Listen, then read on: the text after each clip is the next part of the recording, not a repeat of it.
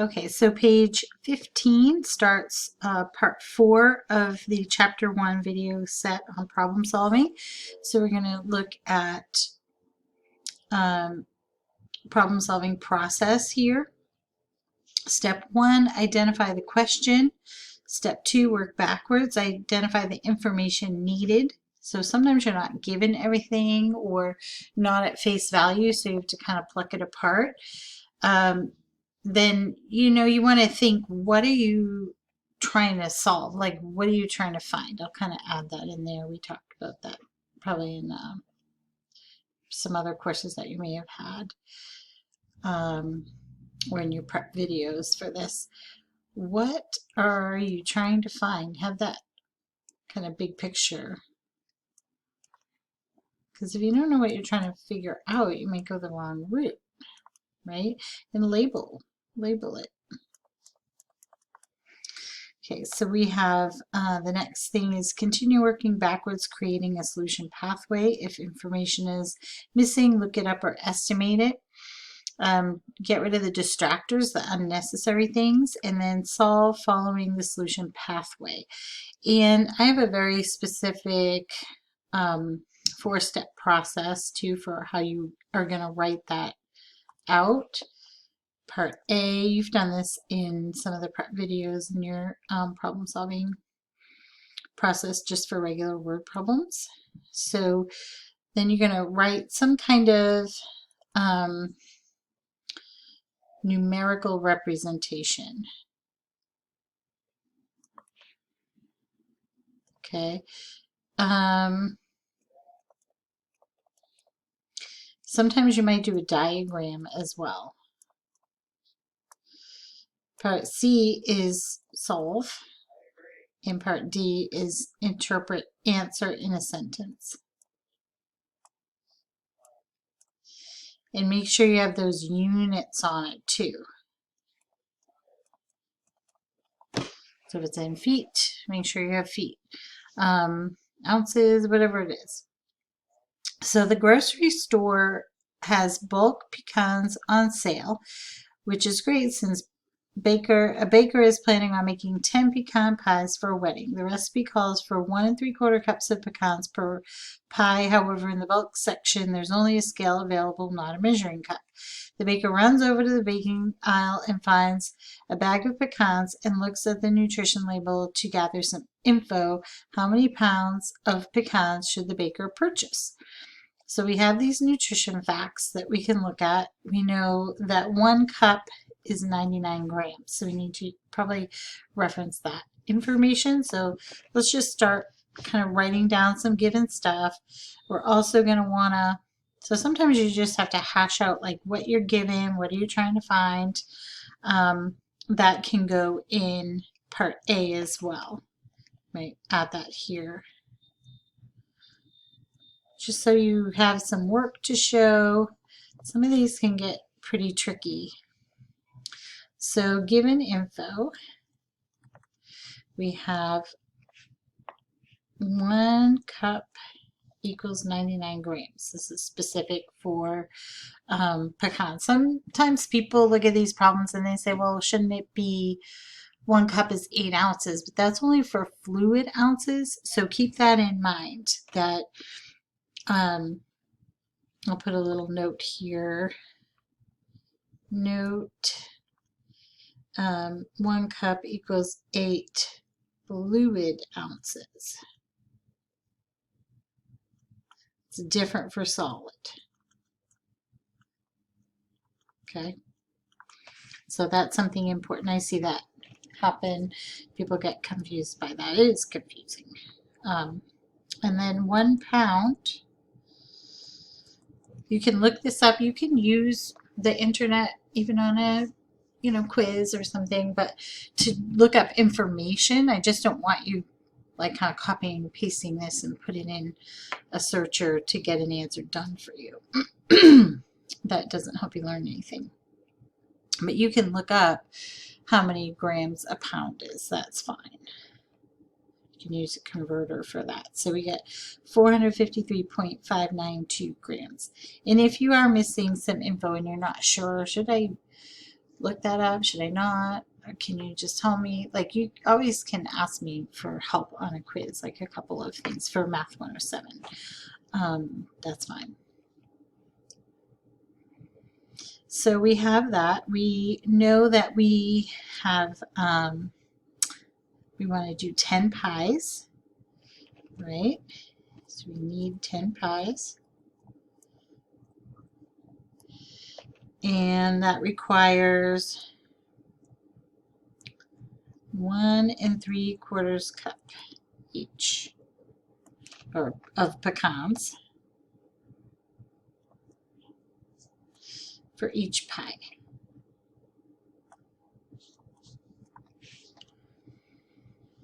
So how would you figure that out? What operation would you use? You know, kind of think about that, right? So if I have 10 pies, I need 1 3/4 cup pecans. So I'm trying to figure out the total cups of pecans first. My ultimate goal, though, is in the last section, how many pounds of pecans? Because remember, there's no cup, right? So I want to find, so I just want to put figure out the number of pounds of pecans. So that's my final goal here. But in order to get there, I got to start with like how many cups I have to get. And then I can convert the cups to the pounds using, on that one, I'm not going to do it as proportion, but you could do that road if you wanted to. But again, you can pick. This one really lends itself nicely to using the unit analysis. So to figure out our total number of, so I'm going to do first, find total number of cups needed. Okay, then convert to grams, because that's what I have here. That's what I'm given is in grams. Then convert to pounds. And that's why I needed this info here. Okay, so we're going to do our multiplication of 10 pies over 1 times the 1 3/4 cups. So that 1 3/4 as an improper is 7/4. So you can reduce ahead of time there and get 35 halves. So that's going to be 17.5 cups. And now I want to take that information, the 17.5 cups, and I'm going to do some dimensional analysis. So remember, you put what you're given over 1, then times my first scale factor here is 1 cup. That's equals 99 grams. And I need to have it crisscross. So the 99 grams needs to go in the top, and I'm trying to cancel out the cups. So I'm going to put the 1 cup on the bottom. Remember, you need to write your units in, and you're writing unit fractions. And then I'm going to have my 1 pound is what I want to end up with over 453.592 grams is what I want to cancel out as the grams. So when you're doing unit analysis, your units are opposite what, you know, the one before it is, because you're trying to cancel out. When you're doing proportion, you've got to have your units all in the same. So like it would just be a totally different process. That's why you don't want to mix the methods in between. So here I'm going to cross out my units, make sure that's all good, and end up with pounds. And then I just go ahead and do the math on that. You're going to have 17.5 times 99. and hit the enter symbol on your calculator, divide by 453.592, and you'll get 3.82 pounds. Okay, so our final answer is the baker should round up so that he has enough, he or she, to 4 pounds to have enough.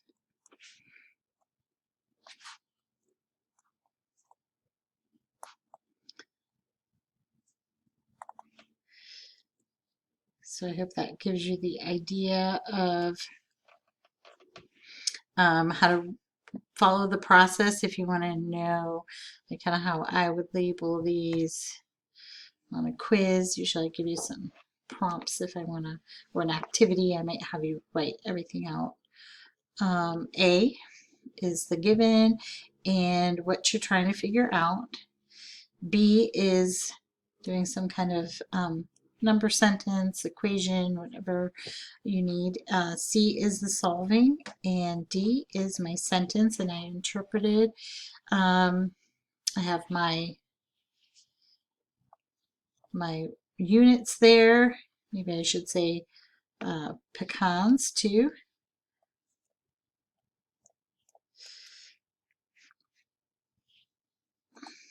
So that I know exactly what it is. Okay, so the next problem is on page 16, and this one is a classwork. I want you to just try it. It's a little bit challenging, so I think I'll come back and give you some hints with this one. But remember to just try to sort it out yourself first and see if you can read through the problem, figure out your given information, right? So what's given? What do you want to figure out? You know, what's your goal? Because that'll help you know the direction. Kind of think of, are you going to do a proportion or unit analysis? Which one might you like better? So I will come back and walk through it in a video because I think it's kind of a challenging problem. But the answer, well, I don't want to tell you the answer on this one yet because then it might kind of influence how you tackle it, and I want you to really go through the problem solving process on your own first. So you can just fast forward through to see if you got it right, and then if you didn't, you go back through the video.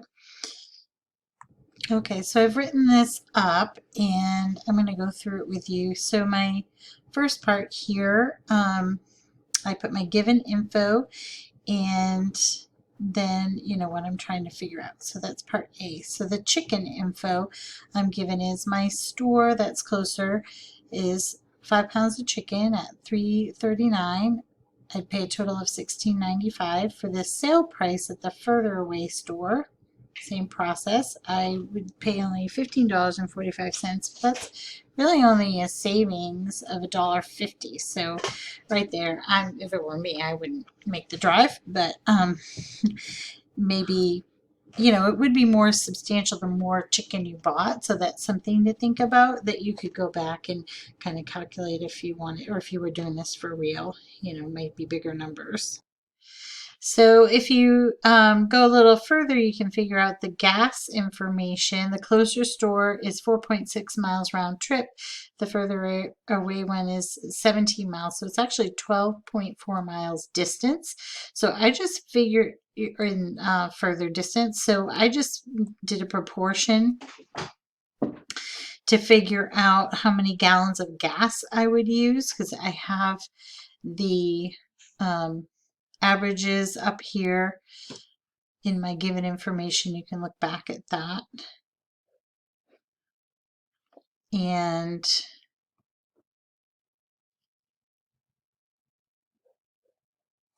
so instead of figuring out how much gas I used for each one and subtracting, I just used the miles, extra miles I had to go. And set it up this way. So I declared my variable as x equals the number of gallons used to go the extra miles. Okay, so I got 0.496 gallons.